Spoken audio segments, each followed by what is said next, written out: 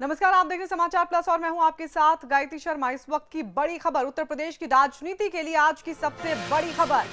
तो उत्तर प्रदेश की राजनीति के लिए आज की सबसे बड़ी खबर यह है कि क्या अपराध का अभ्यारण्य बन गया है पूरब का ऑक्सफोर्ड। क्या बसपा नेताओं के लिए सुरक्षित नहीं रहा इलाहाबाद। इलाहाबाद में चुन चुन कर मारे जा रहे हैं बसपा के नेता। राजू पाल से लेकर डॉक्टर दिनेश गौतम तक जारी है सिलसिला। पूर्व कैबिनेट मंत्री नंदी पर हुआ था आरडीएक्स रिमोट बम से हमला। डॉक्टर गौतम की हत्या के बाद आया पूर्व मंत्री नंदी का बयान। सपा सरकार में बैठे कुछ लोग मेरी हत्या करा सकते हैं। नंदी, साल 2010 में मेरे ऊपर आरडीएक्स से हमला हो चुका है।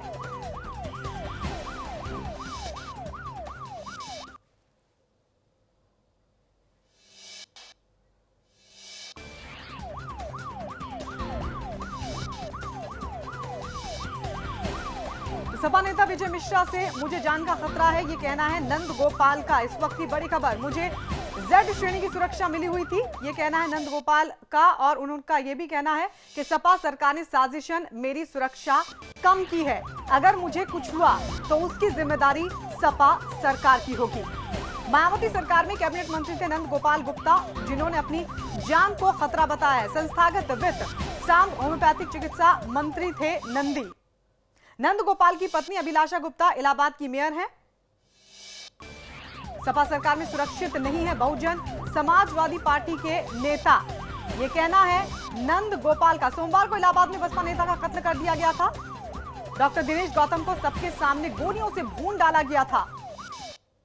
इलाहाबाद सिटी वेस्ट विधानसभा के बसपा उपाध्यक्ष थे डॉक्टर गौतम। और आइए इस वक्त हमारे साथ खुद नंद गोपाल नंदी फोन लाइन पर जुड़ गए हैं। आपसे सबसे पहला सवाल यही कि आपको किससे खतरा है? मैडम, ये समाजवादी पार्टी के तमाम अपराधी जिन लोगों ने मेरे ऊपर बम ब्लास्ट कराया था, उसमें विधायक हैं, पूर्व ब्लॉक प्रमुख और तमाम लोग हैं। जिन लोगों ने मेरे ऊपर इतना बड़ा बम ब्लास्ट कराया, उसमें एक पत्रकार इंडियन एक्सप्रेस के और एक कार्यकर्ता हमारा मारा गया, गनर मारा गया।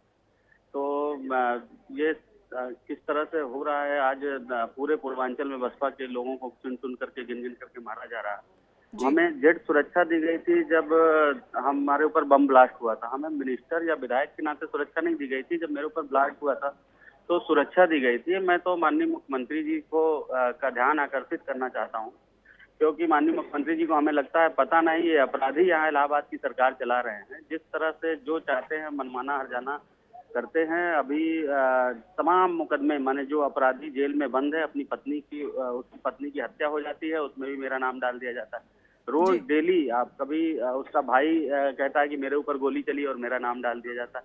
और ये समाजवादी पार्टी के लोग जो विधायक और जो पूर्व ब्लॉक प्रमुख, ये तमाम लोग हैं, मेरी हत्या कराना चाहते हैं जी। और ये इसमें सरकार की भी मिली भगत है। जो एसएसपी महोदय हैं इलाहाबाद के, लोगों में ऐसी चर्चाएं। अभी मेरे ऊपर 5 महीने पहले एक मुकदमा लिखा गया, उस पर जिस आदमी ने मुकदमा लिखा है वरिष्ठ अधिकारियों के, इसके पहले मोहित अग्रवाल जी थे एसएसपी, उनके सामने जाके बयान दे दिया। सारा मामला सब कुछ ठंडा पड़ा था। 5 महीने बाद मेरे यहाँ दबिश दी गई। दबिश देने के बाद ये अधिकारी जो एसएसपी महोदय हैं बताते हैं कि समाजवादी पार्टी से इनकी पत्नी चुनाव लड़ रही है, तो इनको ऊपर और जिम्मेदारी है कि नहीं बसपा के नेताओं के खिलाफ एफआईआर लिखें। आज आपने अखबार में देखा, राजेश त्रिपाठी मंत्री जी, उनके खिलाफ भी मुकदमा लिखा गया है जी। तो मैं यही कहना चाहूंगा माननीय मंत्री जी से कि संज्ञान में ले। इलाहाबाद में अच्छा नहीं चल रहा है, यहाँ पर अपराधी सरकार चला रहे हैं। जी नंद गोपाल जी, आपको जेड श्रेणी की सुरक्षा मिली हुई थी, आखिर वो कम क्यों हुई?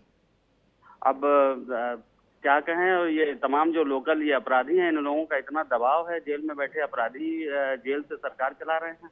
ये लोग दबाव बना करके, मेरी सुरक्षा जेड सुरक्षा थी, उसमें से सिपाही कम कर दिए गए, फिर गाड़ी ले ली गई और फिर एक रोज नया नया ऑर्डर होता है जी। मेरी पूरी मैं एक नागरिक होने के नाते भी, और मैं पूर्व मंत्री रहा हूँ उत्तर प्रदेश सरकार में, मैं समझता हूँ ये पूरी जिम्मेदारी सरकार की है। और सरकार, मेरे साथ कुछ भी होता है, मेरे बच्चे, मेरे परिवार के लोग भयभीत हैं। मेरे बच्चे पूछते हैं पापा जी अब क्या होगा, टीवी पे पट्टी चलती है, ये एफआईआर, ये एफआईआर। मैं यही कहना चाहता हूँ उच्च अधिकारियों से, माननीय मुख्यमंत्री जी से, खास तौर पे युवा हैं, वो देखें इस मामले को किस तरह से इलाहाबाद में माने सत्यानाश कर रहे हैं। नंद गोपाल जी, आप दल विशेष का नाम ले रहे हैं, नाम लीजिए। आखिर किसी पर आपको शक है जो आपके इस तरह से आपके साथ लगातार आपके पीछे पड़ा हुआ है, आप नाम लीजिए। मैडम मैं नाम क्या, मुझे किसी तरह का डर नहीं, मैं भगवान पे भरोसा करता हूँ और जी भगवान ने ही मुझे बचाया है। इन लोगों ने कहीं मारने में कोर कसर तो छोड़ी नहीं थी। मेरे ऊपर जब बम ब्लास्ट हुआ, मैं घर से मंदिर जा रहा था नियत से, तो जब मेरे ऊपर बम ब्लास्ट हुआ तो एक अज्ञात में एफआईआर लिखाई गई और 16 लोग इसमें एक्यूज हैं। 16 जी में विजय मिश्रा विधायक हैं, वो ब्लॉक प्रमुख दिलीप मिश्रा और तमाम ऐसे 16 लोग जो बंद है, उन्हीं लोगों के द्वारा रोज रोज एक नया नया आपने देखा कि अखबार में आया, हिंदुस्तान अखबार में निकला कि 1.5 करोड़ में डील हो गई है और इसकी जमानत हो जाएगी, विजय मिश्रा की जमानत हो गई। हम लोग सुप्रीम कोर्ट गए हैं, सुप्रीम कोर्ट ने भी इशू नोटिस कर दिया है उस जमानत पर। तो ये केवल मेरे ऊपर इसलिए दबाव बना रहे हैं ये अपराधी और गुंडे, जी रोज मुझे धमकियां देते हैं कि तुम हमारी वो मुकदमा जो मुकदमे की पैरवी कर रहे हो वापस कर लो, नहीं तो औंधे मुंह पड़ जाओगे। पिछले ब्लास्ट में तो बच गए हो, इस बार नहीं बचोगे, जी मारे जाओगे सारे। जी जी नंद गोपाल जी, आप बने रहिए हमारे साथ। इस वक्त हमारे साथ बीजेपी के प्रदेश अध्यक्ष लक्ष्मीकांत वाजपेयी फोन लाइन पर जुड़ गए हैं। वाजपेयी जी, आखिर क्या हो रहा है उत्तर प्रदेश में? लगातार जो मारकाट है वो मची हुई है। पूर्व मंत्री तक, आम आदमी की बात छोड़िए, पूर्व मंत्री तक सुरक्षित नहीं है। निश्चित तौर पर इस प्रदेश में जो कानून और व्यवस्था की स्थिति है उसमें सुरक्षित कोई व्यक्ति नहीं है जी और पूर्व मंत्री भी उसी सीमा में आते हैं। जी कुल मिलाकर यदि मैं कहूं तो इनको जो ये एहसास हो रहा है कि उनकी हत्या हो सकती है, सरकार की जिम्मेदारी है तत्काल इसका संज्ञान ले, इनकी व्यवस्था करे। और इस प्रकार का एहसास तो सामान्य जनता में भी नहीं होना चाहिए। जी इस बात को सरकार सुनिश्चित करे। जी वाजपेयी जी, इनको जेड श्रेणी की सुरक्षा मिली हुई थी, आपको नहीं लगता इनको सुरक्षा मिलनी चाहिए? नहीं, इनकी मेरा सुरक्षा ये को कम कहना कर दिया अगर गया? सुरक्षा मिली हुई थी जी और वो सुरक्षा का खतरा यदि न टला हो तो सुरक्षा बरकरार रहनी चाहिए। सुरक्षा की खतरा कहाँ से टल गया आप बताइए। ये एक्यूज बाहर हो गए हैं और ये रोज डेली, माने इस जब से ये सरकार बनी है रोज हत्याएं हो रही है। 400 ऐसे लोग जो पीछे 4 साल से बंद थे वो सड़कों पर टहल रहे हैं। तो कहाँ से खतरा कम हो गया? रोज माने दौड़ा करके आज वो इस कार्यकर्ता को मार दिया गया, कभी कुछ इस तरह से हो रहा है।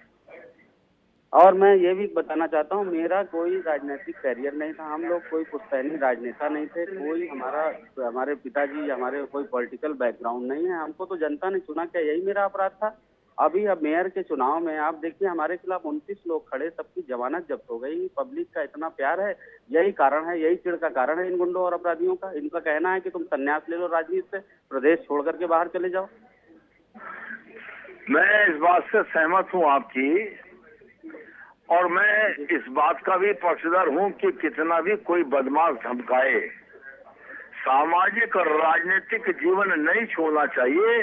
मौत तो उसी दिन उसी स्थान पर उसी तरीके से होगी जैसा माँ के पेट से निकलते समय भगवान ने तय कर दिया है। भैया मैं यही कहना चाहता हूं, राजनीति से वाजपेयी जी, वो बात ठीक है, लेकिन सपा सरकार की भी तो जिम्मेदारी बनती है।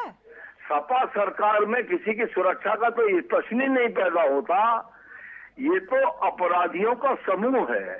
इलाहाबाद में भी राजूपाल विधायक की हत्या हो में अपराधी गई, रह रहे इलाहाबाद में हैं। विजय में उस सरकार से किसी प्रकार की सुरक्षा व्यवस्था की आशा करना मैं समझता हूँ कि मुंगेरी लाल के हसीन सपने देखने जैसा है। जी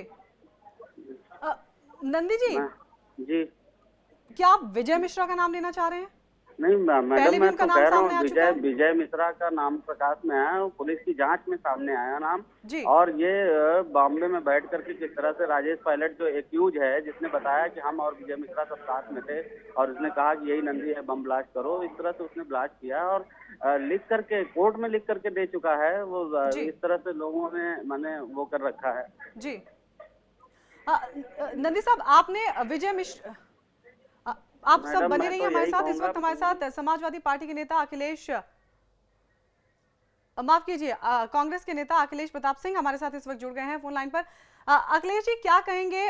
बसपा के जो पूर्व मंत्री हैं उन्होंने आरोप लगाया है कि लगातार बसपा के नेताओं को निशाना बनाया जा रहा है, क्या कुछ कहेंगे? आखिर क्या हो रहा है ये लगातार? नहीं, अब किन नेताओं पे निशाना बनाया जा रहा है ये तो मुझे नहीं पता, लेकिन जैसा कि मैंने सुना अभी नंदी जी के ऊपर, नंदी जी ने व्यक्तिगत अपनी बात कही, संभवतः मुझे ये बताया गया। तो अगर नंदी जी को ऐसा लगता है तो सरकार को उन्हें पूरी सुरक्षा देनी चाहिए, क्योंकि उनके ऊपर हमले हो चुके हैं। जी, आरडीएक्स से हमला हुआ भैया, मेरे 14 ऑपरेशन के बाद मैं आज जीवित हूँ। आप लोगों की कृपा, पब्लिक का प्यार था, लोगों का प्यार था जो मैं आज जीवित बचा हूँ। एक सीनियर जर्नलिस्ट भी मारे गए थे। तो जी, इससे जी, वो नकारा नहीं जा सकता और उनके इस शंका को हल्के में नहीं लिया जाना चाहिए। सरकार को इनकी बात को गंभीरता से लेनी चाहिए, इनकी सुरक्षा का व्यवस्था करनी चाहिए, और जहाँ जो कुछ और अपराधी हो जो ये बता सकते हो, जिन पे शंका हो, सरकार का देखना धर्म होता है। अखिलेश जी, क्या नंदी जी की जेड सुरक्षा वापस नहीं दी जानी चाहिए जो उन्हें पहले मिली हुई थी? नहीं, ये सब देखिए, ये प्रशासनिक के मामले हैं। जी, हमारा सिर्फ कहना ये है कि सरकार किसी भी व्यक्ति की पूरी सुरक्षा की जिम्मेदारी बनती है, जी, और नंदी जी पे चूंकि पहले हो चुका है, जी, तो जिस भी तरह से उनकी पुख्ता सुदृढ़ व्यवस्था सुरक्षा की हो, सरकार को करना चाहिए, जो भी व्यक्ति है। जी, और नंदी जी चूंकि इसके भोगी भी रह चुके हैं, तो सरकार को हल्के में नहीं लेना चाहिए, जी, क्योंकि ये पॉलिटिकल चश्मे से ऊपर देखना चाहिए किसी जी। भी पार्टी के सरकार को, किसी भी नेता को। जी, तो बिल्कुल ऊपर उठकर देखना चाहिए, लेकिन ऐसा हो नहीं रहा है। नंदी जी, आप अखिलेश सिंह से बोल सकते हैं, वो कांग्रेस के राष्ट्रीय प्रवक्ता हैं। अगर केंद्र सरकार से आप किसी तरह की दरखास्त करना चाहते हैं, किसी तरह की मदद की गुहार लगाना चाहते हैं, तो आप अखिलेश जी को बोल सकते हैं। माननीय गृह मंत्री जी से मैं मिला हूँ, माननीय मुख्यमंत्री जी को भी मैं चिट्ठी लिख चुका हूँ, और मैं रोज इस प्रयास में रहता हूँ किसी तरह से मेरी सुरक्षा बहाल कर दी जाए। मैं घर आता हूँ, मतलब छुप के रहना पड़ रहा है मुझे। मैं किस तरह से, मतलब घुट घुट के, मेरे बच्चे बाहर देहरादून में पढ़ते हैं, उनको भी सुरक्षा मिली थी, वो भी हटा ली गई। सब कुछ मतलब इस तरह से परेशान किया जा रहा है, हर दिन हर डे टू डे रोज नया नया ऑर्डर हो रहा है, और मुझे धमकाया जा रहा है। चुनाव के दौरान मुझे जद्दा से धमकी आई कि पहले बम ब्लास्ट में बच गया, इस बार नहीं बचोगे तुम, और ये मुकदमा वापस ले लो, बहुत बड़े नेता बनने की कोशिश मत करो, जनता ने तुम्हें चुन लिया है, तुम इतने बड़े नेता हो, सबकी जमानत जब्त हो गई तो क्या हुआ, तुम मतलब इतने बड़े नेता मत बन जाओ। इस तरह की धमकियां मैंने आए दिन, मैं फोन पे मैं बिना लिखा हुआ नंबर, बिना सेव नंबर अगर उठा लूं तो समझो हमारी सामत है।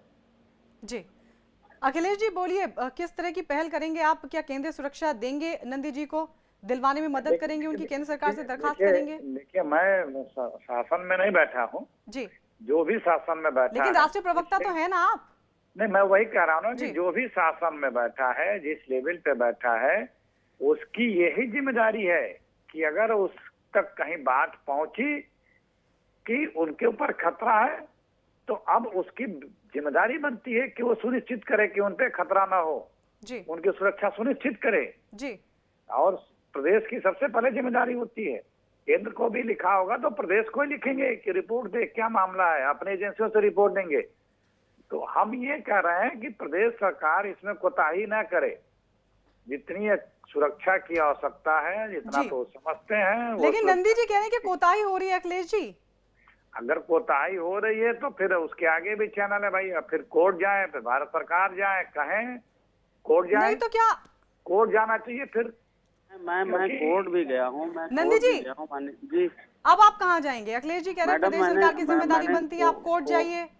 कोर्ट में भी मैंने दिया हुआ है, कोर्ट ने भी मैंने भारत सरकार को दिया, भारत सरकार की आईडी तक की रिपोर्ट लग गई है।